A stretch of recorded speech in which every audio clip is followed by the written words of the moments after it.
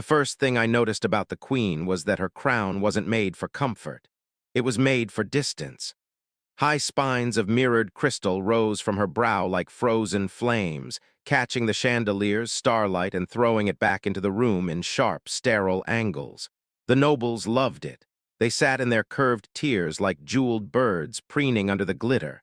The palace guards loved it too, because anything that made the queen look untouchable made their jobs easier. I noticed something else, too. The throne room had been designed to swallow people. The floor was a polished black stone that reflected you like a shallow lake, and the ceiling was so high it felt like it belonged to a different building. The pillars were carved with ancient battles, heroes, banners, blades, and every carved face wore the same expression, certainty. Certainty was the currency here. I walked across that black mirror alone, my boots loud enough to count my steps for me. No escort, no fanfare. Just a single human with a stitched jacket and a ring of old scars that peeked out above the collar. At the far end, the Queen of Vera sat with her chin lifted, as if gravity was a suggestion she refused to accept. She wasn't old, not in any way that mattered. Her skin shone like porcelain under the light. Her eyes were pale, almost silver, and the pupils were thin as needles. Queen Lyrassa, called the Radiant Thorn, called the Unbroken, called the last light of the dynasts. Called a dozen things by people who needed her to be those things. At her right hand stood her chancellor, a tall, soft-looking Varen with a voice like oiled silk and hands that never stopped moving.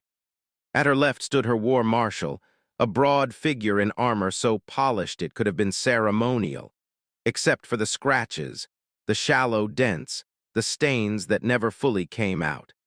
And behind them, the hall of petitioners waited to see what would happen when a human stepped into their story. A herald struck the floor with a silver staff. "Envoy," he announced, and somehow the word tasted like a joke in this room. "Representative of the Outer Compact, former," he paused as if unsure how to phrase me without lowering the room. "Combat advisor." The queen didn't bother to nod, she didn't rise, she didn't offer ritual greeting, she simply looked at me like I was a stain on her reflection. "So," she said, voice clear enough to reach the highest tier without effort, "this is what Earth sends." A ripple of laughter, subtle, practiced, spread through the upper rows, not cruel enough to be punishable, not kind enough to be forgivable. I stopped at the line etched into the floor, the boundary no petitioner crossed without invitation. I placed my hands behind my back and let my shoulders relax the way soldiers learn to relax, like a coiled spring pretending it's just rope. "Your Majesty," I said. She leaned forward a fraction. "They tell me you are a veteran." The Chancellor smiled as if he'd been waiting for the word to land. I didn't answer too quickly. Silence was a tool here. I let it hang for a heartbeat long enough that someone in the third tier shifted uncomfortably. "I've been in a few fights," I said. "A few," the Queen repeated, savoring it. "How quaint." Her gaze drifted over me, taking inventory. No ceremonial blade at my hip, no medals on my chest, no entourage. "A human who walks alone into my hall," she mused, "must either be very brave or very ignorant." More laughter. The war marshal's mouth didn't move. His eyes stayed on my stance, not my face. Queen Lyrassa lifted a hand, and the laughter died like a candle pinched between fingers. "I have read your compact's proposal," she said. "Trade routes, shared patrols, mutual defense." She said the last two words like they were insults. "And I have read," she continued, "the clause where you assume my fleets will take orders from an off-world council." The Chancellor's hands fluttered, and he spoke without being asked. "It is, of course, merely a framework for cooperation. The Compact believes—" The Queen cut him off with a glance. "I know what the Compact believes." Her eyes returned to me. "Do you know what I believe, human?" "I'm sure you'll tell me," I said, a slight tightening at the corners of her mouth, not anger. Something closer to surprise that I hadn't bowed deeper, apologized, begged. "I believe," she said, "that peace is a luxury purchased by those who can afford to win wars." She gestured lazily toward the carvings on the pillars. My line has ruled through the oldest conflicts in this sector. We have bled to keep our borders. We have earned the right to decide what cooperation looks like." Her voice sharpened. "And yet your compact sends me you." She sat back. "No titles, no retinue. No show of force, not even the courtesy of fear." I didn't correct her. Fear would have been easier. She tilted her head. "Tell me, human envoy, how many battles have you fought?" The question was meant to be a blade without blood, something to cut my credibility, make me shrink, make the room laugh again. I looked up at the tears, at the faces hungry for the shape of my humiliation. Then I looked back at her. 28, I said. It wasn't loud. It didn't need to be. Something subtle shifted in the air, like the room itself had inhaled and forgotten how to exhale. The laughter didn't come back. Even the chandeliers seemed quieter. The Chancellor's hand stopped moving. The War Marshal's eyes narrowed, not in disbelief, more like recognition, like he'd just heard a language he hadn't expected in this hall. Queen Lyrassa blinked once, then she smiled. "Oh," she said softly, 28. Her smile widened, bright and sharp. "How delightful, you counted them like trophies." Her gaze flicked to the nobles. "Did you hear that? Our human counts battles, how charming." A few nobles tried to laugh again, but the sound came out thin, reluctant. The queen leaned forward. "Tell me then, of your 28 battles, how many did you win?" The room waited. I could have lied. I could have said 27, 28, all of them. Let them picture glorious human victories. Let them imagine a myth big enough to be respected. But myths don't keep you alive. And I hadn't survived 28 battles by feeding people what they wanted to hear. "I'm still here," I said. The silence deepened. Queen Lyrassa's smile faltered, just a hairline crack. "That wasn't my question." "No," I agreed. "It was." I stepped forward, not across the line, not challenging her rules, but close enough that the floor's reflection threw my face up toward her like a second mask. "I can tell you how many I won," I said, "but you won't like the way humans count wins." Her eyes hardened. "And how do humans count then?" I let out a breath. "We count the ones we didn't have to fight again." A murmur stirred, confusion, irritation, curiosity. Queen Lyrassa lifted her chin. "Explain." So I did. "Battle 1, I said, was a boarding action in the Kestrel Drift. Pirates wearing the colors of a government that swore they'd never fund pirates. We won by venting the corridor and pulling our own wounded out before the doors sealed." I held up a finger. Battle 2 was a colony riot on a moon where the oxygen processors were failing. The governor wanted us to shoot the crowd. We won by repairing the processors in front of them. Another finger. Battle 3 was a border skirmish between two allies who both claimed a strip of ice with nothing in it but pride. We won by moving their pride somewhere else. The queen's eyes narrowed further with every example. Her nobles shifted, uncomfortable with battles that didn't involve banners and charges and glorious death. Battle 7, I went on, was a disease outbreak on a transport ship. The enemy was panic. We won by locking ourselves in the infected decks and giving the healthy our suits. Battle 9, I said, was an ambush in the dust rings. We won by pretending to lose until the ambushers ran out of fuel.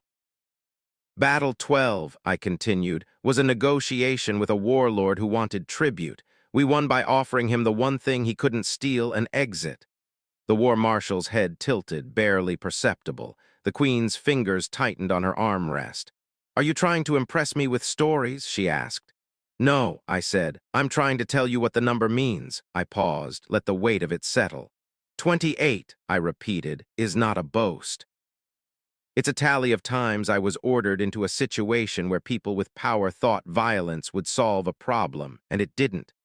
Somewhere in the tears, someone swallowed audibly. Queen Lyrassa's eyes flashed. "How noble, how human, you make war sound like a moral lesson."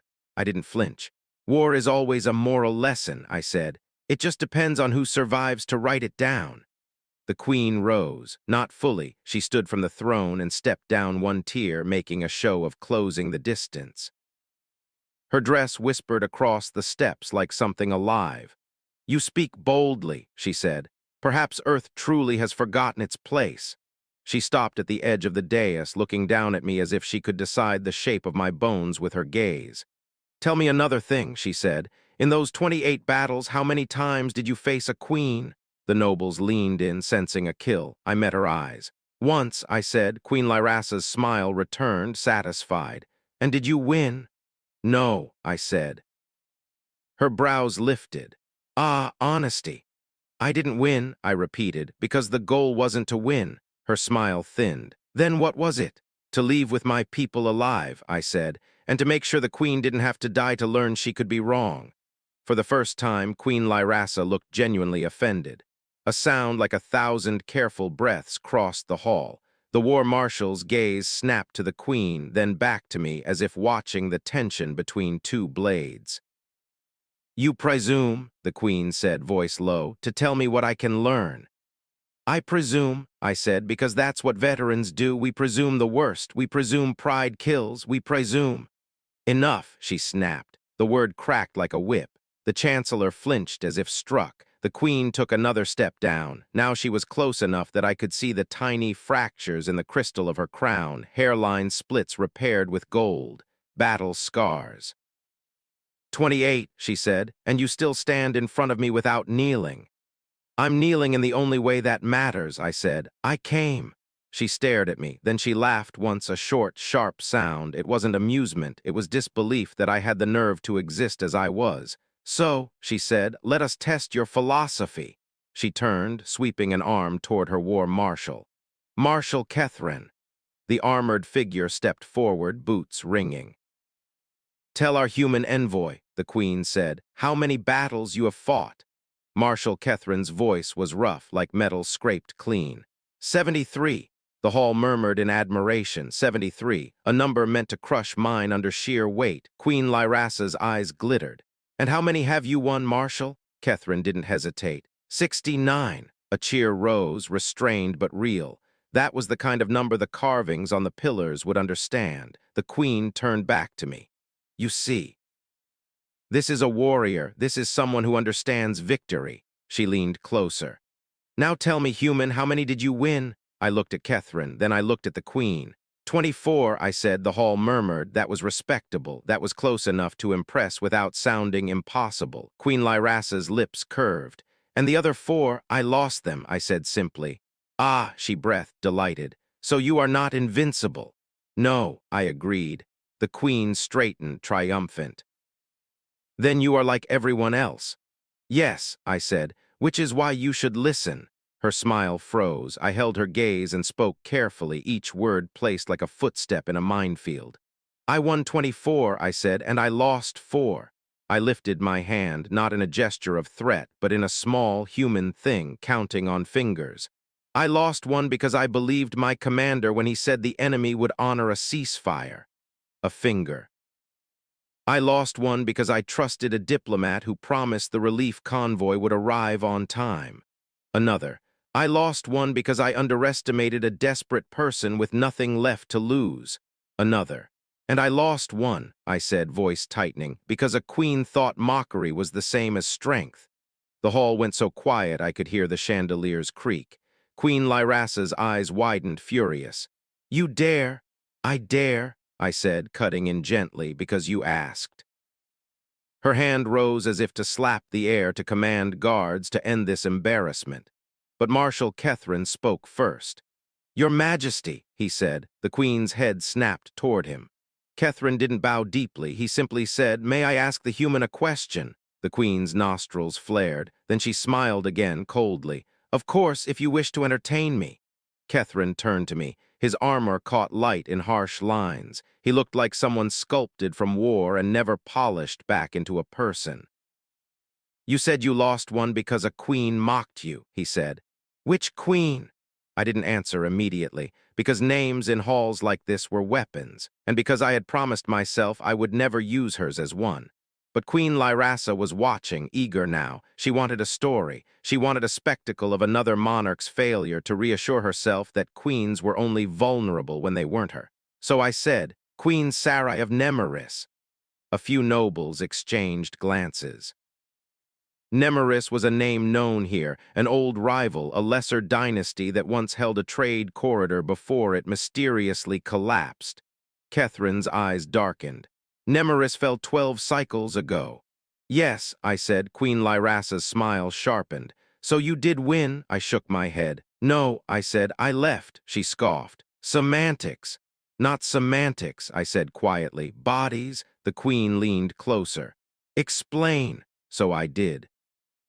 Nemeris controlled a corridor, I said, and they taxed every ship until the corridor bled commerce. The compact sent negotiators. Sarai mocked them and kept taxing. Then she started taking hostages.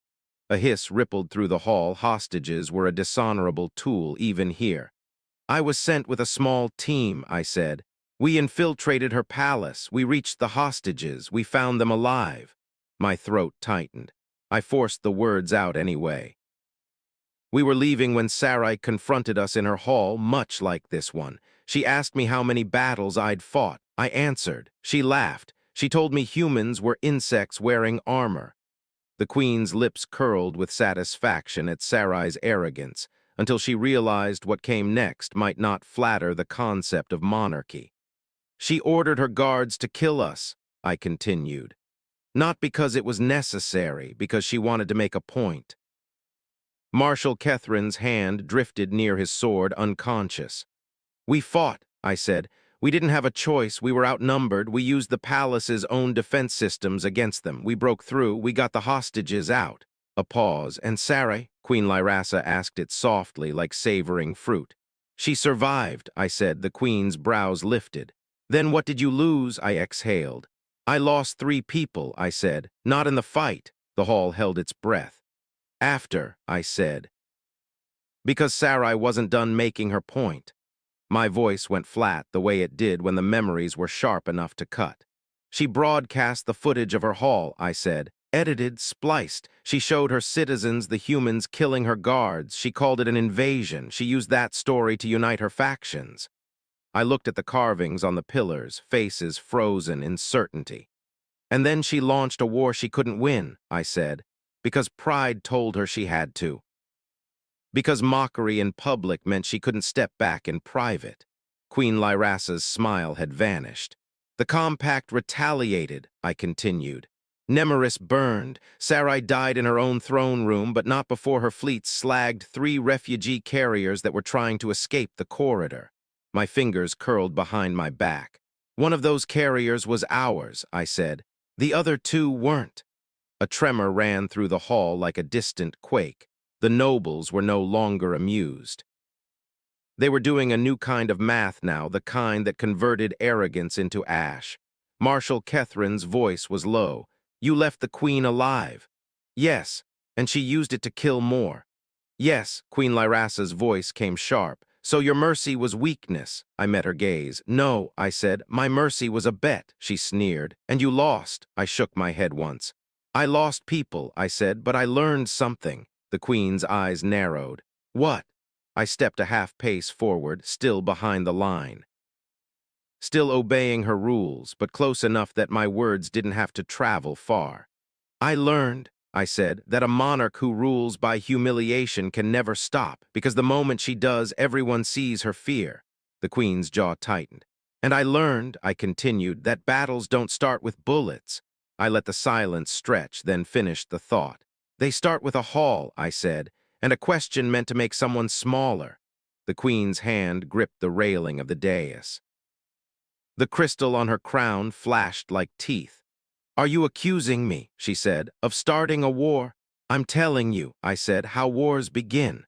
For a long moment she stared at me like she could incinerate my skin with her eyes. Then she turned abruptly, sweeping back up to her throne as if the steps had offended her. She sat rigid, and the hall's air remained tight as a drawn bow. The chancellor cleared his throat, hands starting to flutter again like frightened birds. Perhaps, he said brightly, we could return to the compact's terms. No, the queen said, one word, absolute. The chancellor fell silent. Queen Lyrasa leaned forward, elbows on her knees, chin resting on steepled fingers. You spoke of 28 battles, she said. You spoke of one queen's fall. You spoke of mercy. Her voice softened, dangerous in its calm. Tell me, human, if your mercy was a bet, what would you have done differently? It was a trap. Admit regret, admit error, admit weakness, but truth had its own armor. I would have made sure Sarai had a way to step down without losing her face, I said. A flicker of something, interest maybe, crossed Marshal Catherine's features. The Queen tilted her head. So you would protect her pride? I would protect her people, I said. Pride is just the handle you use to move the knife away from their throats. A low murmur rose. Some nobles looked offended. Some looked thoughtful. A few looked afraid, as if they'd just realized pride could be a weapon turned inward. Queen Lyrasa's eyes narrowed again, but now with calculation instead of contempt. You believe, she said, that victory is leaving the battlefield. I believe, I corrected, that victory is making sure there isn't another battlefield. Her laugh was almost soundless. Idealism. Experience, I said. She stared at me. Then answer me this, veteran of 28 battles, if I refused your compact. What would you do? The hall leaned in. This was the moment they wanted, threats, posturing, the human finally showing teeth so they could call him barbarian. I didn't give them that. I would go back to my ship, I said, and report that you declined. The Queen's eyes widened slightly as if she'd expected me to threaten fleets. And then, she pressed. And then, I said, your neighbor states will keep bleeding each other, pirates will keep wearing government colors, and one day your trade corridor will be empty because everyone will root around your taxes and your pride. I let the words fall as calmly as stones into water. And then, I continued, when the real war comes, the one you can't mock away, you'll stand on this same dais and wonder why your allies are ghosts. The hall's silence felt different now, not stunned amusement, not fear. Something closer to the uncomfortable stillness of people who can see the edge of a cliff they've been dancing near. Queen Lyrasa's voice was very quiet. You speak as if you know a real war is coming. I met her gaze and felt, for the first time, the faint hum beneath the palace, a vibration so low it could be mistaken for the building's heartbeat. I don't presume to prophecy, I said, but I've fought 28 battles, I paused. And you learn patterns, I added. You learn what it feels like when a room is too confident. The war marshal shifted. What does that mean? He asked, blunt. I glanced toward him. It means everyone here thinks the worst thing that can happen is losing face. The Queen's eyes flashed. And what is the worst thing? I continued. That can happen in a war. Marshal Catherine's jaw clenched. He didn't answer, so I did. You can lose your people, I said. You can lose your future. You can win 100 battles and still wake up one day and realize there's nothing left to rule. Queen Lyrasa's fingers loosened, then tightened again, betraying the first crack in her composure. She sat back slowly. The Queen who had mocked me looked not smaller exactly, but older in a way crystal crowns couldn't hide. 28, she murmured. She wasn't speaking to the hall now, she was speaking to the number. Why, she asked, voice softer, did my hall go silent when you said it? I could have said because humans are terrifying, because we are relentless, because we are myth, but that wasn't the truth. They went silent, I said, because everyone who has truly fought knows you don't say a number like that lightly. I held up my hand again, not counting now, just showing the palm open and empty. 28 isn't a boast, I said. It's a warning.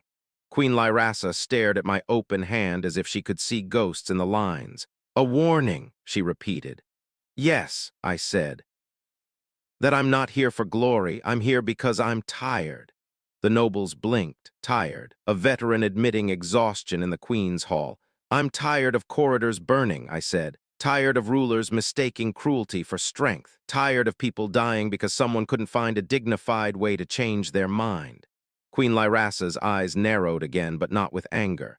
With all your experience, she said, you came to offer me dignity. I came to offer you a choice, I said. A way to cooperate without kneeling. The Queen's gaze flicked toward the Chancellor, then to Marshal Catherine, then out across her nobles. You could almost see her weighing them, their hunger for certainty, their addiction to pride. How, she asked, would such cooperation look? The Chancellor inhaled as if ready to leap into rehearsed speeches. I raised a hand slightly, and he froze, astonished that I would even gesture in this hall. I'll tell you, I said to the Queen, but not as a petition. I straightened, voice steady. As an offer between leaders. The Queen's nostrils flared at the word leaders. Then slowly she inclined her head a fraction, so slight it could be dismissed as nothing. But in this hall it was thunder. "Speak," she said, so I laid it out, no grand lecture, no ornate language, just the plain shape of survival. "Shared patrols," I said, "but your ships keep your banners, mutual defense, but no one takes orders in your space without your consent. Trade routes, but tariffs capped so your corridor stays used." A murmur rose, some nobles bristling at caps, others calculating profit. "And a public statement," I added, "that you chose this, that you offered partnership to prevent chaos." The Queen's eyes sharpened. "So I would appear generous." "So you would appear wise," I corrected. She studied me like a predator deciding whether the thing in front of it was food or fire. "And what does Earth gain?" she asked. "A stable corridor," I said. "We're pirates, fewer fires." I paused, then added, "and a queen who doesn't have to prove her strength by stepping on everyone in her hall." The nobles stiffened. The chancellor looked ready to faint. Marshal Catherine's mouth twitched, almost a smile, almost pain. Queen Lyrassa was still for a long time. Then she said very softly, "You came here expecting to be mocked." "I came here prepared," I said. "And yet," she murmured, "you did not strike back with threats." "I've seen where that road ends," I said. Her gaze drifted to the golden, repaired cracks in her crown, battle scars hidden in ornament. 28, she whispered again, and this time it sounded like she was counting the cost of something she hadn't fought yet. The hall waited, breath held, on the edge of a decision. Queen Lyrassa rose again, but now her movement was slower, deliberate. She stepped down to the edge of the dais and stopped just before the line in the floor. She looked at that etched boundary, an ancient rule meant to keep petitioners in their place. Then she took one step forward, across the line. The hall gasped, not because she'd moved closer to me, but because she'd broken her own certainty. She stood there closer than any petitioner was allowed to be to the throne. "I mocked you," she said quietly. "Yes," I said, "and you answered with a number." "Yes," her silver eyes searched my face. 28 battles," she said, "and you are still human." I almost laughed at the strangeness of it. Almost.